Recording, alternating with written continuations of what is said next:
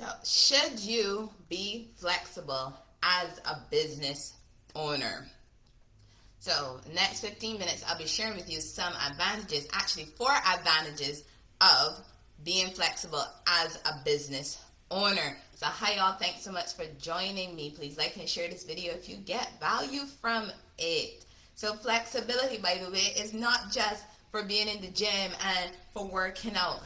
It's more than that. It can be useful in your business. Flexibility can be very, very useful. I mean, for me this morning, I was a little flexible in my workspace because I had to rearrange my schedule to be able to deal with some personal matters, and it meant I work from a different location. So I still got work done, but not in my typical work location. And if you follow me on Instagram and Facebook, you saw when I posted about my alternate work location. But I still got a lot of things done today, even though I wasn't in my own workspace, right? So flexibility can have some benefits, right? And it doesn't negatively impact your efficiency because, like I said today, I still got a lot of things done.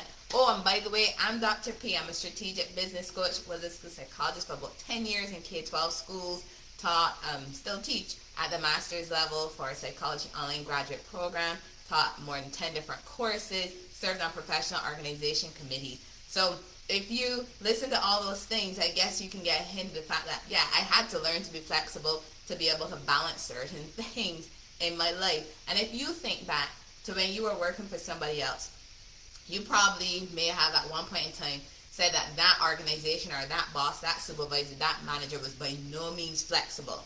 So now as a business owner, you're now in a position where you have to determine what flexibility looks like and how it's going to benefit your business, because now this is your business, right? Remember, you used to criticize and cry down that boss before and say that, oh my God, they're not flexible, they're so rigid, they don't want to change, they don't want to adapt to certain things.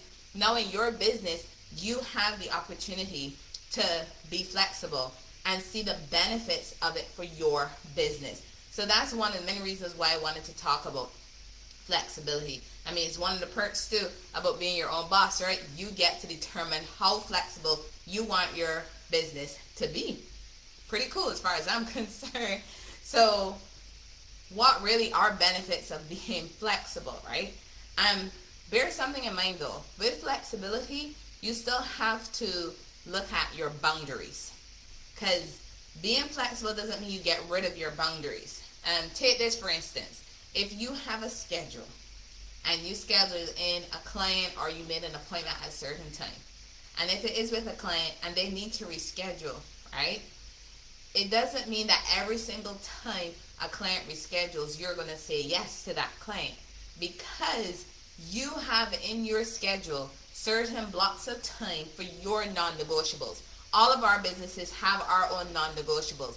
And as business owners, whether you're calling yourself the CEO and you are acting as a CEO, if you are the founder, if you hold a different role in your business, the point is, as a business owner, you have non-negotiables you need to complete. So those need to be on your schedule. So being flexible doesn't mean that somebody comes in and you bump your non-negotiables, because guess what? You still have to do them. So there are things on your calendar every week that need to be there. There are things on your calendar every month that need to be there.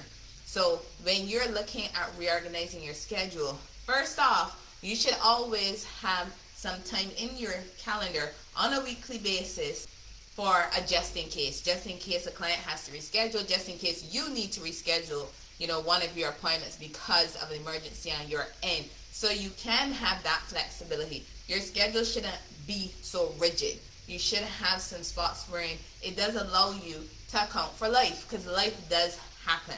So with flexibility, it doesn't mean you don't have boundaries. You do have boundaries, but it doesn't mean that you keep knocking everything you have away just to help others, or to put something for somebody else there. You still need to have some boundaries. But flexibility isn't only about your time, and it isn't only about your budget. It really goes beyond your time, and it goes beyond your schedule, not your budget. And there are advantages of having flexibility in your business, right? And I want to talk about 4 of them. There are lots of advantages out there, but I want to talk about 4 of them. And some of these I got from an article that was written by Carol Roth. You can check her article out on flexibility, some advantages for small business owners, and also an article on the small business on cron.com. So you can also check them out as well, because they have tons of advantages listed on those two resources, but I'm only sharing about 4 of them, right? Because there are 4 that I see not only in my business, but with clients that I work with. So that first one is competitiveness in the marketplace. When you're being flexible, right? When you're being flexible, you are putting yourself in a position and being better positioned actually to respond to changes in your industry. So when you do that, you are definitely securing your competitive edge in your industry. Because when your business is too rigid, you might be too resistant to be making necessary changes so that you can be adapting to what's happening in your industry. And if you are too rigid, chances are it can actually have such a damaging impact on your business, right? That you lose your competitive edge and other businesses come in and they start to be by far more successful than you. So when you have that flexibility, you are in a better position to respond to changes that are happening in your industry. Another benefit of being flexible in your business are those options that you offer. So you have that power as a small business owner, as a micro business owner. You are in a position to be flexible with the products and services that you offer, right? You have that flexibility, and it's not only about the products and services themselves, also about how much you charge for those products and services, and even how you pay yourself. You have the opportunity to be flexible in those areas, because you can even, dependent, and this might depend really on the type of business you have, but I'm sure that it's possible in any type of business, right? That you can actually tailor your products and services to specific clients, so that way they get this individual experience with your business, and it could be just designed to meet their specific needs. I'm not saying that you can't have like global services and products that you offer, but you might come across a client one day who wants something specific that you don't typically offer, but you can be flexible in your offerings and your products to give them what they need. So it becomes a win-win situation, a win for your company and a win for your client, because they get what they're looking for. So again, you have that opportunity to be flexible in what you offer, right? That's one of the advantages of being flexible. A third one is human resources. So I'm talking about your staff. I'm talking about your team. So as a small business owner, you can be flexible with the work schedules for your staff and for your team members. Be flexible in what you offer to employees, because this could include, being flexible in where they work from, whether they're working from home or whether they're working in the actual business, or you might have more than one location for your small business, and can they work in either one of those locations, right? You can even be flexible in their start time and their end time, because when you do that, you are in a better position for increasing an employee's job satisfaction, increasing their morale, and making them feel valued and needed, and more likely to stay with you, so you can retain those employees. So you hear all those benefits just there from human resources point of view and being flexible, because that work schedule, if you think back to places where you worked before, and you probably absolutely hated the hours. You hated the fact you had to be at work at 6:45 and probably work till 5 o'clock. Or that you went in for 3 o'clock in the afternoon and you had to work till 11 p.m. at night. You may have hated just the hours. So now as a business owner, looking at what products and services you offer and your team members, you are in a position to make sure that you can be flexible in what you offer to your employees and keep them motivated, keep their job satisfaction high, and that leads to more than likely retaining those employees.